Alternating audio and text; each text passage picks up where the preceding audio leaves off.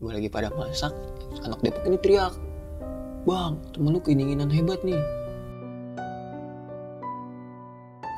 Gue lihat, wah si Otun dong, udah gini aja. Ayo udah bikin tenda. Buset, tiba-tiba langsung bener-bener mau ke jurang.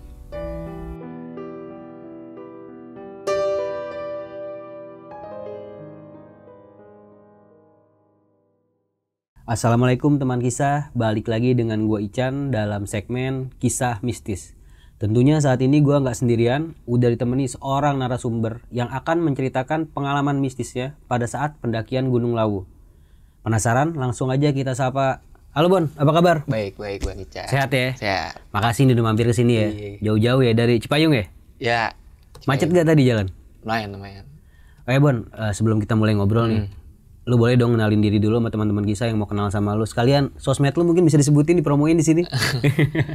Oke, perkenalin, nama gue Hosea, biasa dipanggil Ambon. Instagram gue hoseo.v. Ayo Bon, sebelum kita mulai cerita nih, kasih dong dikit kisi-kisinya aja pada saat pendakian saat itu. Kisi-kisi, kalau gue yang bisa gue kasih kisi-kisinya sih, pokoknya itu kejadian gue nggak ngerti lagi dah. Ada gue berangkat 11 orang, ada anak indigo, dan itu bener-bener di luar nalar gue banget ya pokoknya deh. Oke, tahan dulu ya. Nah, buat teman-teman kisah, penasaran kan sama kelanjutan cerita dari Ambon? Ya langsung aja kita simak ceritanya Ambon.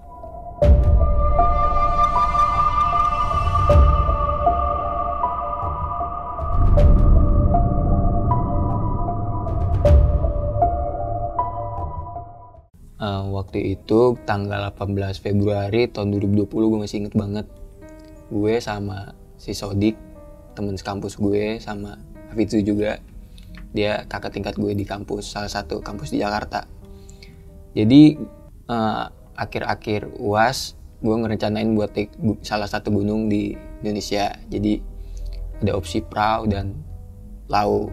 Di situ karena mungkin gue tertarik lah sama Gunung Lawu, akhirnya kayak gue memberanikan diri bertiga buat muncak pokoknya nanjak ke Gunung Lawu. Suatu ketika gue bingung nih, kalau Lawu cuma bertiga doang tuh kayak lebih Sepi kayaknya. lebih sepi. Jadi akhirnya gue ngajak teman-teman gue yang mau ngikut. Jadi total rombongan ada 11, diantaranya ada ceweknya 5, gue sebutin aja ya. Iya. Ada Winda, Ajeng, Modi, Dinda, dan Otun. Cowoknya itu ada 6, Marcel, Renal, Fitzu, Ijul, Sodik, dan gue. Jadi total rombongan 11. Akhirnya gue tanggal 18 berangkat dari Jakarta. Jadi sebelumnya di grup gue bikin grup untuk nanjak ini. Di situ si Dinda udah bilang kalau dia berhalangan karena emang datang bulan lah. Akhirnya karena tiket kereta udah gue pesen dan nggak bisa di cancel, bisa di refund, cuma ya sayang aja nggak sih. Ya udah tuh akhirnya dia ikut, dan gue searching pada waktu itu. Ada tata caranya lah, ya pokoknya ada lah di Google. Akhirnya gue memberanikan diri untuk ngajak si Dinda. Ketika di kereta lagi asik-asik, udah pokoknya gue stay di Solo.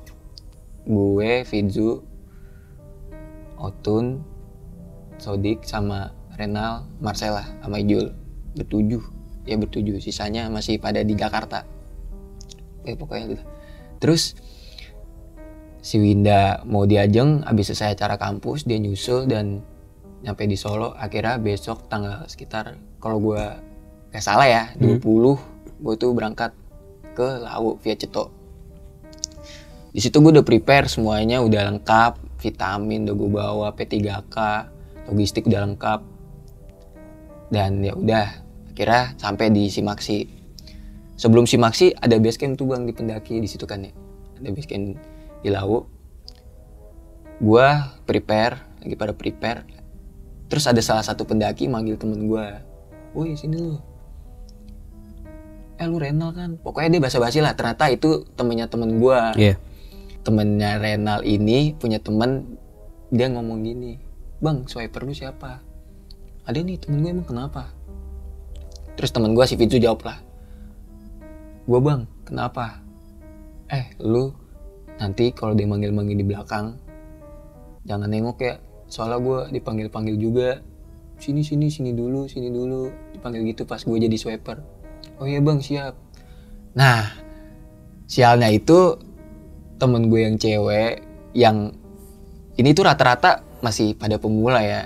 Apalagi si Winda yang anak indigo ini baru pertama kali naik gunung, dan si Dinda juga baru pertama kali naik sama gue gitu. Jadi langsung pada ada apaan sih emang, ada apaan sih. Ya gue masih mencairkan suasana ya, udahlah jalanin aja lah, niat kita baik. Udah tuh gue naik pukul, ya kalau nggak salah sih setengah pukul 9 pagi, 10 pagi lah. Gue melakukan trekking. Itu gue sempet sampai Simaksi, gue tuh ngerasa kayak gue naik Gunung Lawu tuh vibesnya tuh apa ya, kayak adem, tapi itu cuacanya gelap, kayak pokoknya mistis banget deh. Tapi menurut gue itu menurut gue. Ya udah akhirnya gue mencoba posisi masih positif. Gue jalan sampai ada salah satu mata air, 7 mata air gitu, ada 2 laki-laki. Dia ngajak, sini mas mandi. Akhirnya seger. Akhirnya gue sama Sodik, tanpa sepengetahuan gue nggak tahu itu, ya udah gue cuci muka di situ. Tapi ntar kita cerita kenapa di situ ya kan. Udah tuh gue foto, dia ngajak foto, gue foto, udah. Tapi pakai kamera dia. Akhirnya gue lanjutin trekking. Masih biasa pada kayak pendaki normal pada biasanya. Sampai pos 2 gue makan, ngeres lah di situ, di dekat shelter. Sampai selesai gue makan, ngeres, gue lanjutin perjalanan. Di tengah perjalanan itu mempunyai hujan deras. Gue packing pakai jas hujan, masih pada semangat. Udah tuh sembari nunggu hujan kelar, sampai di pos 3 kan ada shelter ya, gue istirahat di situ. Makan cemilan. Gak kerasa waktu udah jam 3 lah. Gue belum prepare bikin tenda, belum pokoknya masih ini banget deh, masih kosong deh. Akhirnya gue beraniin diri, gue sama Sodik sama Piju dan teman-teman cowok yang lain bikin tenda, sementara ceweknya masih di shelter. Itu posisi masih hujan deras. Gue maksa bikin tenda sementara. Akhirnya hujan pun reda. Gue ngajak, udah ayo naik, kita masuk tenda, ganti baju, prepare daripada lu kedinginan. Sampai jam 5:30 itu semua udah beres, gue lagi masak. Kejadian janggal mulai terjadi. Si Dinda kebelet kencing. Itu tuh posisinya lagi abis maghrib pokoknya. Dinda minta kencing, temenin gue dong. Ya udah akhirnya si Jul, gue tuh, Jul temenin Jul, kasihan Dinda sendirian. Oke, gue temenin. Si Jul nemenin Dinda. Nah di sini Dinda ya adem aja gitu, lagi ngencing, tiba-tiba lari ke tenda. Pokoknya jangan ke situ. Pakai, pokoknya dia tergesa-gesa banget deh. Terus emang kenapa sih dia? Udah pokoknya jangan ke situ. Jul, kenapa Jul? Tahu gue juga panik tadi, gue langsung cabut aja. Dia lu masih, udah Din, masuk. Dia masuk ke tenda, gue masih masak. Pokoknya tuh masih normal lah, masih masak. Gue istirahat, teman-teman gue yang lain pokoknya ganti-gantian deh jaganya. Pas jam 8-an apa jam 7 gue bangun. Bun, kenapa? Ini Dinda aneh nih. Aneh ngapa sih? Tuh liat aja dah. nggak ngapa-ngapa dah. Tapi emang gue ngeliatnya mukanya rautnya tuh kayak nenek-nenek, pucet, kelihatan kayak bukan Dinda deh. Di situ tuh gue ngerasa nih udah nggak beres nih. Tapi gue masih, ya pembawaan gue masih positif buat biar kedepannya tuh udah lancar-lancar aja. Pokoknya tenda udah selesai masak, udah selesai makan, semua istirahat. Dari tenda cewek lari si Dinda ke tenda gue. Tukeran dong gue nggak berani situ. Udah gue tukeran. Jadi di tenda cewek udah sisa gue sendiri cowok tukeran sama Dinda. Jadi gue di tenda cewek, si Dinda di tenda anak cowok. Di situ si Otun mukanya kelihatan gelisah. Gue tanya, lu kenapa sih? Gak tahu nih, gue gak bisa tidur deh. Udah tidur aja meremin. Ini temen-temen lu pada bisa tidur. Udah tuh gue coba tidur, pada tidur. Si Otun masih ngedusel. Apa sih Tun? Terus gue tanyakan, apa sih Tun? Si Otunnya jawab, gak apa-apa sih, gue gak bisa tidur aja sih. Udah tuh, akhirnya dia nyetel lagu. Gue mencoba untuk tidur. Si Winda bangun. Kenapa Win bangun? Gak tahu nih, si Ajeng ngoroknya kenceng banget. Udah tuh, gue ya udah ngobrol lah. Si Otun udah tidur. Tiba-tiba gue denger dari tenda sebelah, Dik, puncaknya jam berapa? Si Dinda ngomong gitu. Sedangkan plan gue, pagi kita trekking, kita istirahat dulu, baru besok bisa summit. Karena gue ngambil waktu 3 hari 2 malam. Iya. Karena planning gue begitu, gue shock. Ini Dinda kenapa kita summit malam gini? Gila kali ya. Gak mau Dik. Pokoknya hari ini harus summit. Dinda gak mau tahu. Din, besok aja. Gak tahu. Pokoknya kalau kita nggak muncak, Dinda nggak mau pulang. Wah, di situ udah ngaco sih. Si Dinda udah ngaco habis. Si Odik coba nenangin. Gini. Sodik bilang gini. Emang Dinda nggak sayang keluarga apa? Banyak tahu yang nunggu di rumah Mama Dinda. Pokoknya Odik mencoba interaksi lah di situ. Suatu ketika Dinda tatapan polos melototin Sodik. Odik juga ya udah gitu. Pokoknya dia masih mencoba interaksi. Akhirnya Dinda pun tidur. Dan di situ gue juga tenda yang cewek tidur. Gue ngerasa, ini kok siapa sih nih gerusak kerusuk di belakang tenda tuh. Terus tiba-tiba ada yang nendang tenda gue. Perasaan kagak ada orang dah di samping gue. Tenda gue cuma gue berdua doang nih. Tenda gue bikin tenda 2 doang. Akhirnya si Ajeng juga bangun. Mau dibangun, Binda bangun karena gak bisa tidur. Akhirnya gue udah jalanin aja. Kalau emang niat kita baik nih. Udah tuh gue kasih suges. Ya udahlah, jalanin aja udah. Pokoknya pagi tiba, gue masih pada semangat tuh. Akhirnya semangat lagi. Masak, makan, masih pada normal. Tapi terjadilah obrolan di belakang tenda. Gua, Renal sama Marcel. Renal nanya gini ke gue, Bun, itu si Dinda lu liat mukanya kayak nenek-nenek gak sih? Ceritanya nanti aja dibawa apa? Dia takut lu ya. Bilang, kagak lah gila, udah lu gak usah aneh-aneh dah. So gue masih positif, tapi padahal gue tahu di situ udah kacau banget lah. Udah pokoknya packing, habis makan packing. Nah, jadi ada salah satu pendaki Lawu gitu, ranger Lawu dia. Jadi gue dari bawah emang jalannya barengan sama dia, cuma dia udah ngajak, Mas, ayo Mas trekking. Gue jawab, yaudah duluan aja Mas, saya masih packing. Oh yaudah, saya tak tunggu di atas yo. Ya Mas. Gue jalan masih pada biasanya. Sebelum pos 4 di situ Dinda udah ngaco sih. Dia sering duduk ngelamun.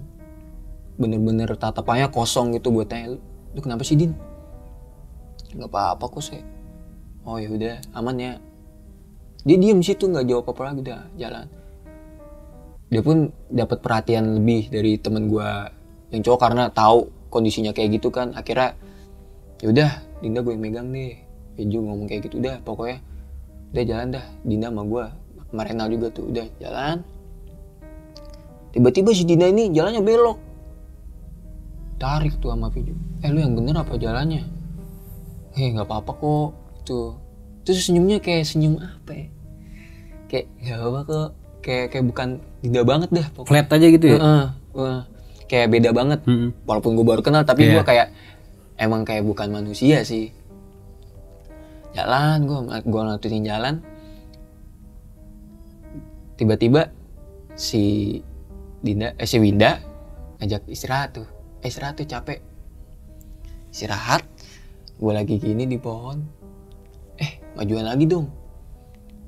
Kenapa emang? Udah majuan lagi aja. Gue ngeliat ke kiri, gue jurang isinya kebakaran. Pada kayak bekas kebakaran gitu. Gue feeling nih anak pasti ngeliat nih. Udah gak beres nih. Ya gue masih positif aja, masih positif. Sampai pos 4. Di situ gue makan mie, istirahat. Di situ Dinda bener-bener kayak apa ya mas ya? Bener-bener dia kayak diajak makan gak mau. Ditawarin, Din makan Din. Gak mau masih kenyang. Iya nanti aja. Namanya kondisi pendaki ya pasti lapar dong. Semuanya pada makan, dia gak mau makan. Sampai dipaksa juga pun dia gak mau tuh. Akhirnya gue melanjutkan perjalanan dengan kondisi yang udah capek. Tiba-tiba hujan turun lagi tuh. Di hari kedua gue melakukan pendakian. Sebelum pos 4, sebelum Sabana itu gue make jas hujan. Sebelum Sabana gue pada pakai jas hujan, mukanya udah kelihatan bener-bener kayak aduh gue capek nih, hujan lagi. Tapi ada segelintiran kayak Modi, Ajeng masih semangat tuh. Si Winda yang baru pemula ini juga merasakan capeknya gitu. Otun pun gitu. Tapi pas ditanya, Tun mau gue bawain keril gak? Udah gak usah. Itu masih, oh ya udah deh, masih kuat berarti. Lanjutin gue perjalanan, trekking. Sebelum Sabana, gue ngeliat si Otun nih capek banget lah. Hujan, benerin kacamata mulu gitu bang. Gue tarik, udah sini, keril lu gue yang bawa dah. Udah tuh, bawa. Dia masih sama Marcel, akhirnya ditarik sama Marcel, udah jalan sama gue. Jalan, sampai di Sabana, dekat, ada pohon tumbang di situ. Itu gue beruntung banget, ada orang bikin bivak, dia dari Depok. Udah bang, silakan. Pokoknya pada rest, pada nih, pakai jaket gue Tun. Nggak dingin, tapi gigil. Gue kasih jaket gue. Terus gue tanya-tanyain satu-satu, aman gak? Aman. Si Dinda nih yang gue curiga. Din gimana Din? Aman Din? Aman kok.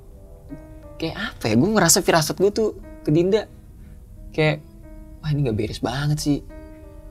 Kayak ditawarin minum, iya nanti, gak pernah mau. Harus dipaksa dan emang kemauan diri dia sendiri.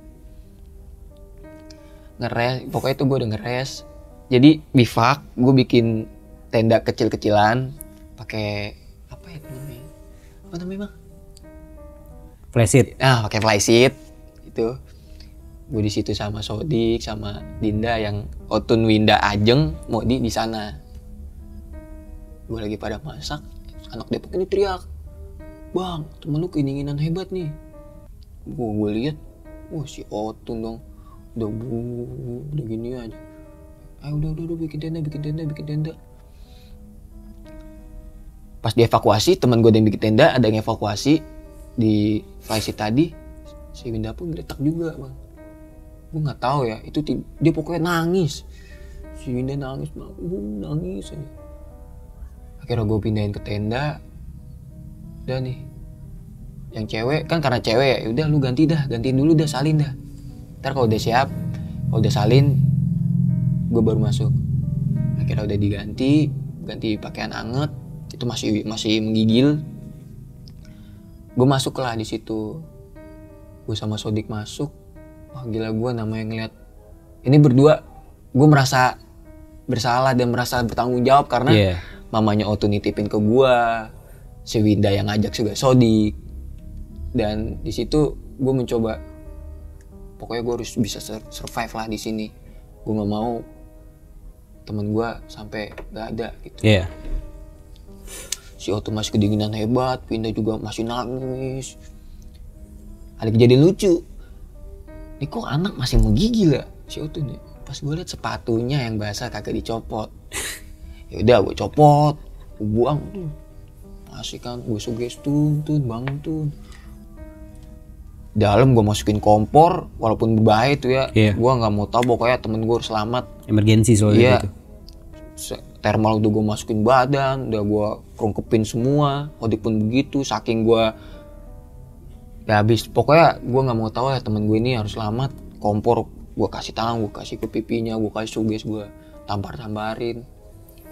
Wah itu gue sih nggak habis pikir bang. Bener-bener di situ gue berdua sama Sodik pun sampai bener-bener nangis di situ, terharu kayak ayo dong bangun. Dan akhirnya Otun pun sadar di situ. Si Winda masih nangis. Otun pun sadar. Dan nangis itu si Winda kenapa? Udah tuh. Ya udah makan dulu. Gak mau maunya tidur. Dan gue begonya gue masih nurutin dia si Otun. Dia tidur lagi. Si Odik masih ngurus Winda pun akhirnya nangisnya reda. Si Otun gak bangunin, bangun Tun. Gak bangun. Tun, bangun Tun, inget. Inget. Orang di rumah masih banyak yang sayang pokoknya. Kira dia pun sadar. Pokoknya suasana, wah gue udah lega banget kayak, gila ini cobaan apa lagi sih. Perasaan gue baik-baik aja deh, gak aneh-aneh. Kira gue pun masak, makan. Hari pun mulai gelap tuh bang. Maghrib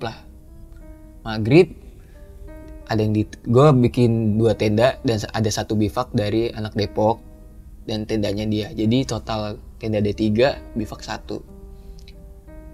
Gue di tenda sama Dinda dan Renal, di gua Otun.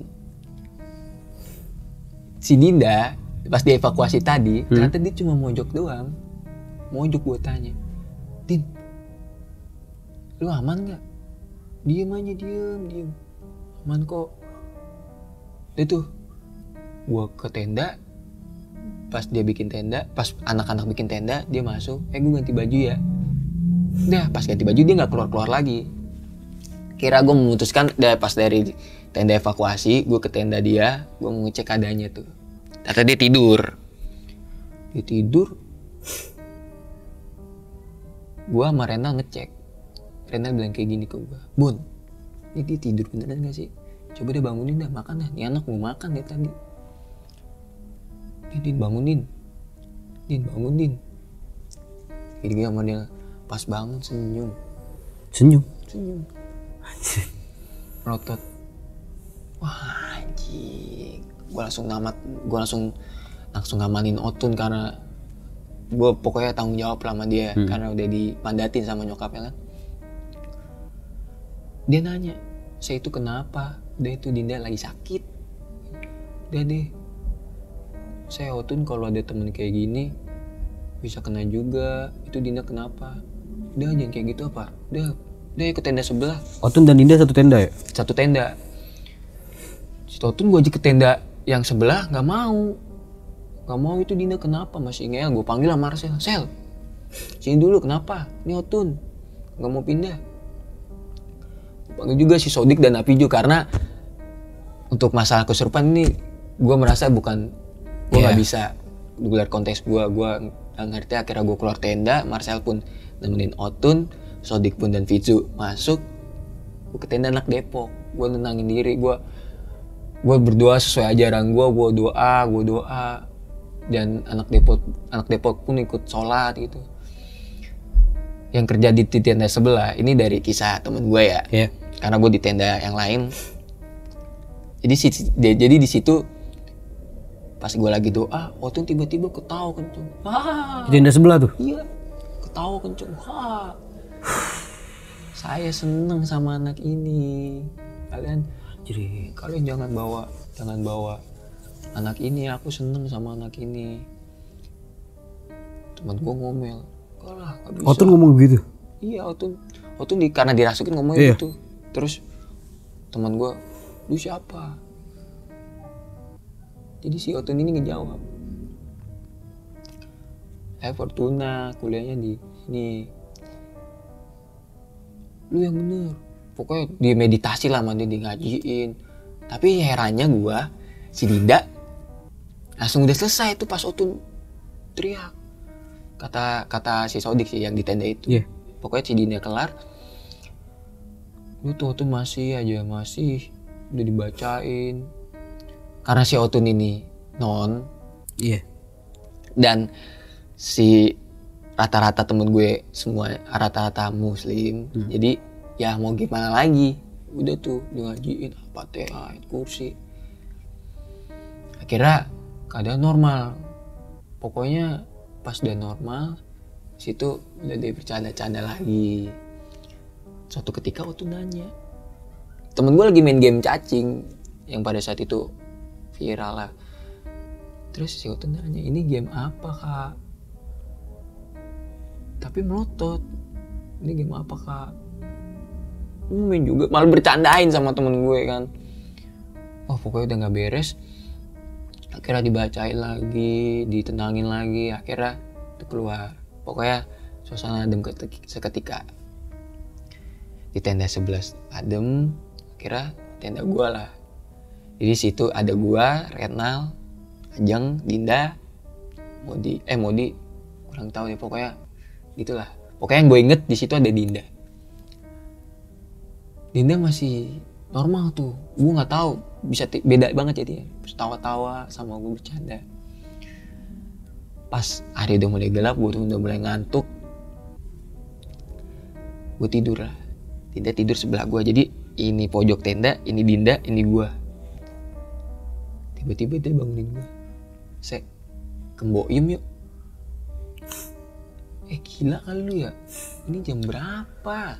Lu ngapain di sana? Gue mau makan pecel. Udah tidur lagi. Gue saking frustasinya sama hari itu, gue udah kayak, besok gue matahari terbit, gue nggak mau summit, kita cabut aja. Gue nggak pengen hal-hal yang riskan terjadi lagi. Si Dinda masih dengan ajakannya, udah tidur Din, capek gue Dinda, tidur. Dindanya ketawa, hehehe, tidur lah dia. Jadi ini Dinda, ini gue, ya, gue mandep sini, Dinda muter balik, terus ke gue senyum melotot. Anjir. Senyum udah melotot.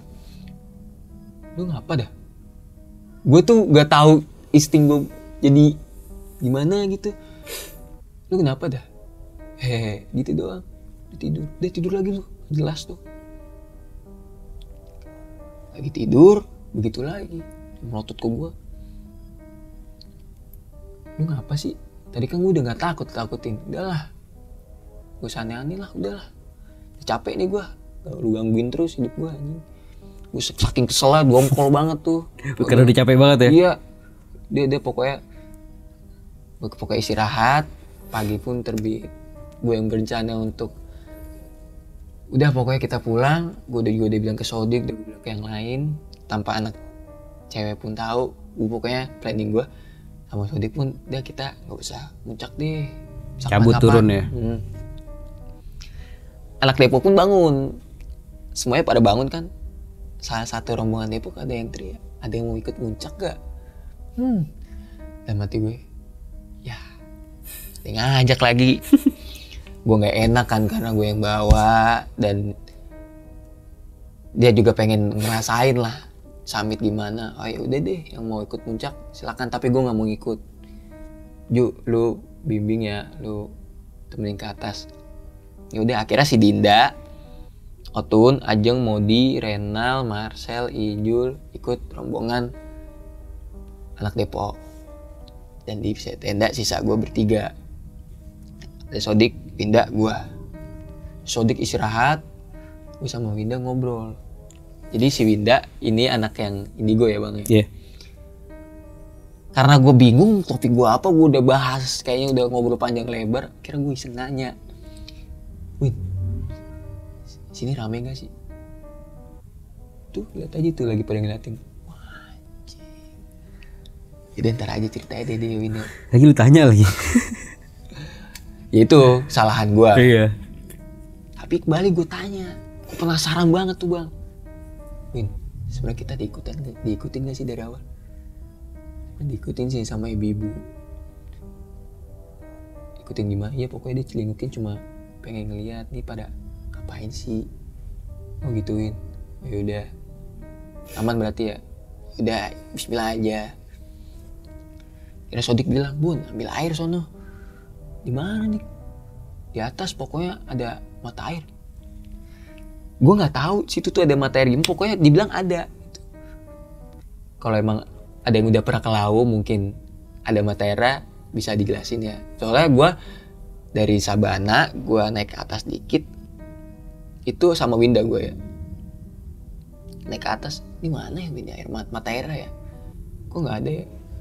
Tapi itu bener deh bang. Lawu itu suasananya bener-bener kayak lu tuh diringkup banget. Bener-bener kayak Auranya kayak beda ya kalau di situ ya. Bener. Pokoknya di situ ya udah deh Win, ini nggak ada, kita balik aja deh. Gue balik. Kagak ada kagak ada mata air, gimana sih lu? Ada atasan lagi. Lu bilang sendiri aja Win ya. Gue mau memberanikan diri lah. Gue ke atas. Kok nggak ada ya? Di situ feeling gue indra gue bener-bener diserang banget tuh pikiran gue. Gue jadi ngedown banget lah di situ. Gila gue gak berani naik lagi lah, udah gue turun aja. Pas turun ada yang bisikin gue, Valen, gue lari kenceng banget. Gue bisa merinding. Itu gue bener-bener ngerasain namanya diganggu secara spiritual ya di Lawu itu tuh. Valen, gue lari sampai tenda ada yang wah, gue langsung drop. Wah apaan tuh? Lu kenapa Bun? Gue malah diketawain sama temen gue tuh. Lu kenapa? Sumpah tadi ada yang ngagetin gue situ. Udah deh. Sumpah udah istirahat aja deh. Dan gue pun istirahat sama Winda sama Odik. Ya sambil masak-masak sambil nunggu yang summit tadi. Yang summit tadi tuh gue bilangin. Gue pengen lu nyampe sini tuh jam 11. Karena dia trekking jam 8-an lah. Di atas udah gak usah lama-lama deh. Gue takut hujan lagi. Jadi fisik lu gak kendor lagi. Ya siap. Dan ternyata pas sampai bawah gue baru dapet cerita. Pas sampai bawah itu cerita dari si Fizu, si Renal yang ngejagain anak cewek ternyata parah banget bang. Si Ajeng yang jalannya udah sempoyongan, nyasar sana sini. Dinda yang tatapnya udah kosong, Otun yang dia makan gak mau. Wah itu kondisi udah parah banget deh. Sampai si Ajeng ini kalau gak salah waktu itu Viju bilang gak mau, bingung deh dia jalan kemana gitu, linglung, jadi kayak orang linglung. Pokoknya ceritanya gitu dia di atas. Begitu dia nyampe puncak, habis nyampe dia balik. Udahlah di situ gue ngeliat mukanya capek banget. Udah deh lu makan aja deh, lu prepare barang lu, gue yang beresin tenda. Udah di situ gue ya coba nurunin emosi gue. Ya udahlah, kira gue packing selesai, gue jalan jam 12. Habis zuhur apa asar sih? Zuhur ya? Zuhur. Habis zuhur gue jalan masih pada semangat. Dari situ abis packing gue udah masang jas hujan, gue mau semangat, gue pulang nih, kita pulang nih. Suatu ketika sampai pos 3 itu hujan terus lagi. Wah deras tuh hujan deras. Karena kita pakai jas hujan. Lanjut lagi, cuma rest isi air, canda-canda bentar, jalan lagi. Sampai perjalanan si Winda ini udah capek banget, kondisinya ngedrop. Dia udah bener-bener ngedrop dan dia dibantu jalan sama si Sodik. Dan gue ngerasa ini rombongan aneh banget. Ini rombongan kayak diganggu banget. Dari satu temen gue si Ijul, dia dipanggil nih gak nengok sama temen gue Renal. Pada saat turun? Pada saat turun si Renal bawa trash bag dan gue bawa tenda juga bawa trash bag, dan dia pun juga bawa trash bag. Minta ketolong Ijul untuk bawa trash bag. Itu Ijul, gue suruh bawa trash bag. Sudah suruh aja. Jul nengok ini doang, udah jalan. Wah, ini orang anjing kagak mau bawa ngapa sih? Gak jelas nih. Udah nih gue masih jalan. Winda yang masih dibopong sama Modi sama Sodik. Gue masih jalan. Dan Dinda di sini nih mulai aneh. Otun sih udah dipegang sama Marcel. Dan di situ kejadian aneh nih muncul. Di saat Dinda duduk bener-bener bengong, bener-bener, wah ini anak kayak gak mau pulang bang. Bener-bener duduk udah gini. Gak mau jalan? Din jalan yuk, jalan aja sambil senyum. Itu bener-bener gimana ya? Gue nggak habis pikir nih gue kenapa sih. Udah pokoknya gue, yaudah positif aja Din, udah. Kita bawa vibes-nya happy aja deh. Apaan, udah jalanin aja. Gue sama Dinda sama Renal di agak tengah. Gue tawarin gini, Din. Ini jadi posisinya yang di Dinda, ini gue, ini Renal. Pokoknya dua jagain Dinda gini. Din, pokoknya kita kalau sampai Solo kita makan enak. Ada tongseng inilah. Buset, tiba-tiba langsung bener-bener mau ke jurang. Wah gila itu. Bener-bener gue tarik, lu mau kemana? Lu gak aneh lah, gila kali lu. Wah lu sinting lu. Lu apaan sih? Gitu. Kayak udah Din, gak usah aneh lah. Dia cuma gak apa-apa kok, cuma gak ngerti lah gue ini harus gimana. Pokoknya gue mencoba untuk bener-bener survive. Gue harus selamat. Gue selalu lihat jam tangan gue, ini masih jam bener gak nih. Gue selalu jam tangan gue. Coba fokus ya? Iya, gue coba fokus sama Renal. Sampai Renal pun nepok gue. Denger gak? Suara burung ketawa. Suara gitu. Anjing, gak tau gue. Coba apa lagi deh Tuhan. Dapetnya gue coba jalan, suara gamelan itu gue ngerasain. Gue denger gak lu? Udah, kita jalan aja lah. Sampai suatu jalan yang arahnya itu, jadi itu kalau nggak salah itu ada candi ya. Ini gue bener-bener itu ada candi, namanya itu candi apa gitu gue lupa.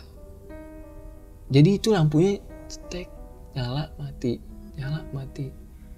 Gue yang nggak pakai alat penerangannya habis, gue kasih yang paling depan. Gue cuma pakai seadanya. Gue melihat ini kok candi aneh banget sih, sumpah. Jadi anak Depok yang belakang ini, yang jadi swiper juga di belakang nggak jalan-jalan. Sementara yang di depan ini bingung bang, bingung mau jalan kemana nih, kiri apa kanan. Jadi ternyata anak Depok ini sama gue melalui star yang beda. Dia dari bawah, gue dari atas. Setahu gue bawah dah, kata dia gitu. Terus udah bang, mana aja bang, gue percaya sama lo. Tapi dalam hati gue, ini bener-bener suges gue dimainin sih. Dari masalah lampu cetak. Tiba-tiba mati. Wah ini gue disesatin gak sih? Ini gue masih, soalnya gue netting di situ bang. Netting karena gue lagi jalan, tiba-tiba ketemu orang gak jelas, stranger, ada di bivak. Terus pulang bareng gue, itu gue disesatin gak sih? Wah gila nih, gak beres nih. Gimana bang? Bisa gak? Udah lo sini. Akhirnya gue nyampe lah. Dengan kondisi Dinda di situ bener-bener kosong. Winda yang udah capek banget. Dan itu batas udah sampai jam 6:30 gue nyampe. Nyampe bawah? Nyampe bawah akhirnya. Dan di situ ranger ya yang jaga base camp itu laporan, ini rombongan mamanya Fortuna ya? Iya pak, bener pak. Oh yaudah istirahat dulu aja, istirahat. Gue laporan lah atas kejadian yang udah gue alamin di atas. Laporan sama orang base camp? Iya. Mas, Simaksi sih, Simaksi, orang Simaksi. Mas, di atas ada kejadian nih. Kenapa? Ini mas saya udah tahu, kata dia gitu kan. Ini mas teman saya hipo, bukan hipo itu. Kalau hipo kamu nggak bisa turun. Saya udah naik kalau hipo. Jadi udah nanti saya jelasin. Di situ rombongan gue duduk lingkar lah sama ketua dari Simaksi tersebut. Siapa aja yang ngeliat emang. Jadi gue kasih tahu ini Dinda di atas kesurupan, Otun kesurupan. Dan akhirnya diminta penjelasan dari semua, emang apa yang dilihat. Ternyata yang dilihat, kata si Dinda pas lagi ngencing tadi, dia ngeliat ada bayangan berupa cewek, mukanya hancur, bajunya kalau nggak salah putih atau merah ya, pokoknya Dinda bilang kayak gitu. Dan itu bener-bener muka gua, oh dia emang bener tuh, gak jelas. Terus lihat apa lagi, itu bilang lihat anak kecil. Mbaknya si Minda ngeliat, wah banyak mas ngeliatnya, bombo ikutin. Oh ya udah, emang udah biasa di pos 3 tuh ada kayak gitu. Akhirnya mas dari Simaksi tersebut ngasih gua air berupa air panas lah, dikasih ke Dinda sama si Otun. Kira normal kembali. Tapi si Dinda nih kayak masih agak kosong sih bang, masih peralihan lah mungkin ya. Dan situ akhirnya gue puji Tuhan semua selamat sampai rumah. Dan gue di mobil L pun kayak, ini percaya nggak percaya sih gue bisa balik. Gue masih, perasaan gue tuh masih kayak, ini gue beneran selamat gak sih? Sampai gue nanya ke temen, ini kita beneran selamat. Masih nggak yakin lu sendiri ya? Lu temen gue kan, kayak gitu. Dia masih mood gila, udah masih pikirin. Gak habis sampai situ bang, sampai Solo dibahas lah akhirnya tuh Rebu. Lu ngeliat apaan sih emang? Si anak indigo ini, si Winda bilang, gue nangis ternyata karena, kalau nggak salah ya ini, Winda ngomong, gue nangis tuh gara-gara gue ngeliat kau tuh di samping itu serem banget. Jadi pokoknya dia nangis. Terus si Dinda, lu ngeliat apa Din? Gue ngeliat itu pokoknya cewek mukanya hancur banget sama anak kecil. Pokoknya parah banget deh. Pokoknya ya udah cerita. Ada momen gua ngobrol berdua sama Winda. Win masih diikut Win. Masih tuh di depan. Apaan Win? Ada cewek lagi celingukan. Astaga, masih. Iya sama anak kecil udah ngikut sampai itu ya. Anak kecil? Iya anak kecil yang genglokin di Ijul. Ternyata Ijul gak mau nengok pas digituin trashback, ternyata dia digelendotin anak kecil. Jadi dia ngerasa tas dia berat. Udah berat duluan. Makanya gak mau bawa trashback.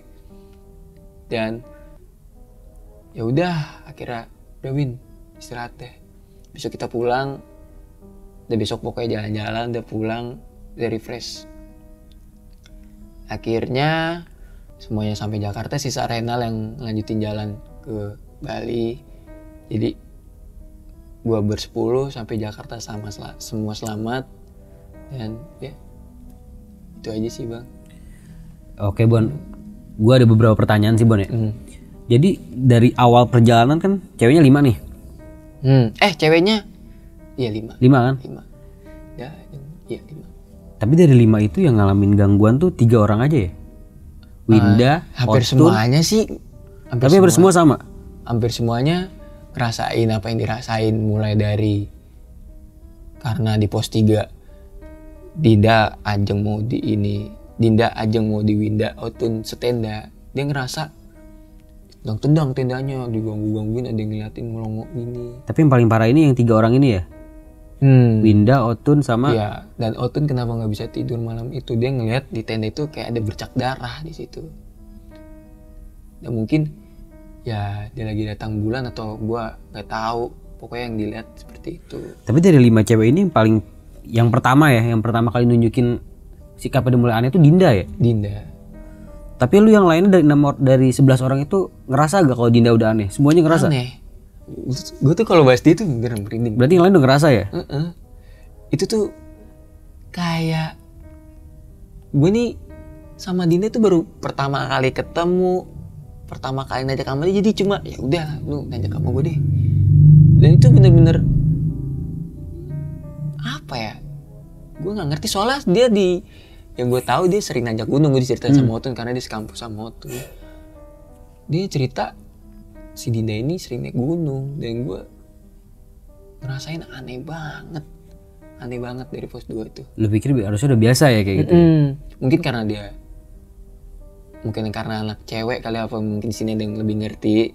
Anak cewek gak boleh naik atau sedang pas lagi datang bulan, ya mungkin itu sih penyebabnya.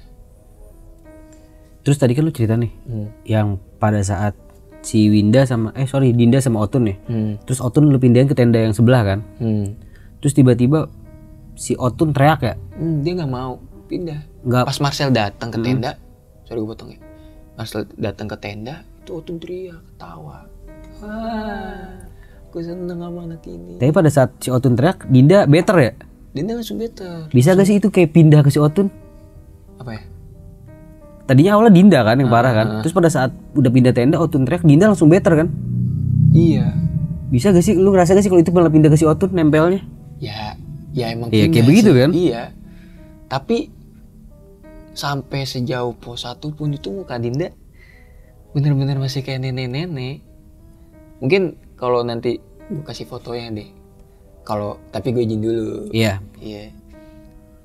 Itu gue masih ada, emang bener-bener mukanya tuh beda banget dari pas nanjak sama pas udah di trek. Terus tadi Bon di awal cerita kan lu bilang dari 5 orang cewek itu ada menstruasi ya?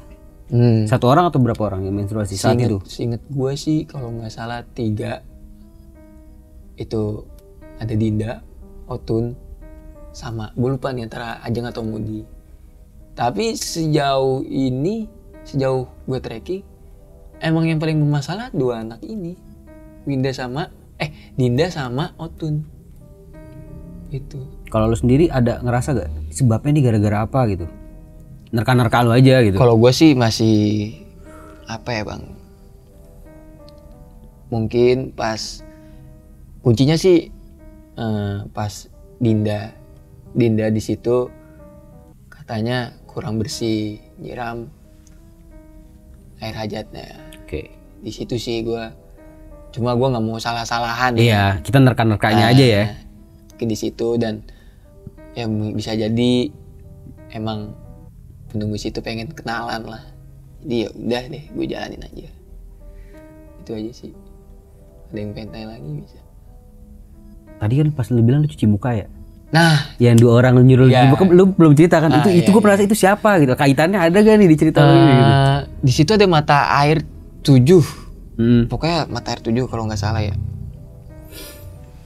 Jadi pas gue turun, gue tuh capek, gue pengen minum di mata air itu. Gue pengen minum. Anak Depok bilang jangan minum air itu, gila. Jangan diminum. Kenapa emang? Udah nggak boleh diminum. Kenapa emang? Udah. Pas sampai si Paksi, dia nanya, lu minum air itu Bun? Iya, kenapa emang? Itu nggak boleh, gila. Katanya terus gue search di Google lah, dia ternyata bilang di YouTube, gue sebelumnya gue udah lihat di YouTube di apa nih airnya nggak boleh minum. Terus itu orang 2 itu bener apa bukan ya Dik ya? Gak tahu udah pokoknya udah lewat. Dan gue nanya lah ke ketua Simaknya disebut di situ, Mas ini emang nggak boleh di sini minum. Ah boleh, saya aja berenang tadi. Udah gak apa-apa situ mah. Tapi kita nggak tahu ya. Pokoknya penjelasan dari mas tersebut sih kayak gitu. Tapi di Google lo baca beda cerita. Masih misteri. Iya. Itu aja sih Bon yang mau gue tanyain Bon ya. Iya, mungkin kalau misalnya ada cerita dari gue kurang berkesan atau ya ini kan cuma pengalaman pribadi. Iya nggak apa-apa lah. Itu lu kan nge-share pengalaman pribadi lo ya kan. Kalau untuk nanti mah orang nafsi-nafsi sendiri masing-masing ya. Gitu. Iya. Bon, sebelum kita closing nih, ada gak pesan-pesan lu untuk teman-teman yang mau ngedaki atau siapapun itu, ada gak? Kalau kesan dari gue, Gunung Lawu harus jadi masuk list lu semua sih buat namanya rasain gunung tertua di Pulau Jawa kalau nggak salah, atau di Indonesia gitu. Itu tuh bener-bener vibes-nya lu bakal ngerasain sendiri sih namanya. Ya, lu bakal ngerasain sendiri deh. Pesannya sih tetap percaya sama diri sendiri, sama kelompok yang lu jalan bareng, saling komunikasi aja sih. Ya pokoknya sehat selalu lah. Oke, itu aja Bon ya. Iya. Buat teman kisah itu tadi cerita dari Ambon.